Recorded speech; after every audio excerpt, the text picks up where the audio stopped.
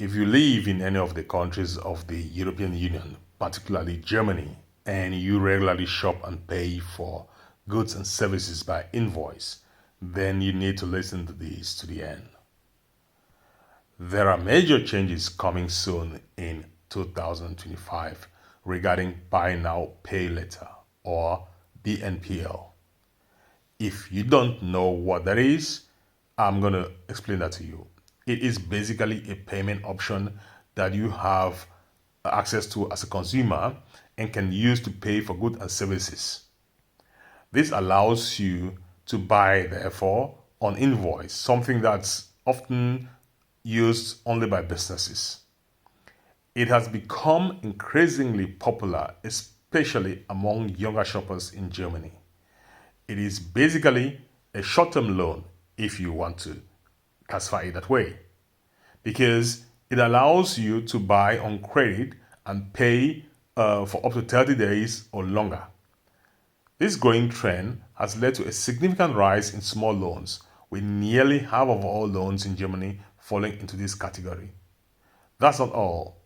Many consumers have become addicted to using this option to pay for small purchases, often losing control over their expenses and thus accruing debt over debt, thus leading to the rise in private bankruptcies.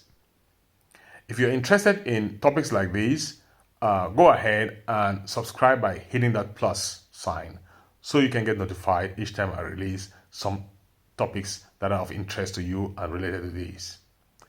To address concerns regarding the risks linked to BNPL, such as the potential for rising consumer debt, the European Union has introduced the Second Consumer Credit Directive, also known as CCD2. This directive aims to enhance transparency and safeguard consumers by including BNPL products under existing consumer credit regulations. EU countries must integrate these new regulations into their local laws by November 20, 2025, and this will take effect the following year. In compliance with CCD2, Germany is preparing to enforce stricter rules for BNPL services. One critical aspect of these regulations will involve mandatory creditworthiness assessments for all BNPL transactions, including those below 200 euros.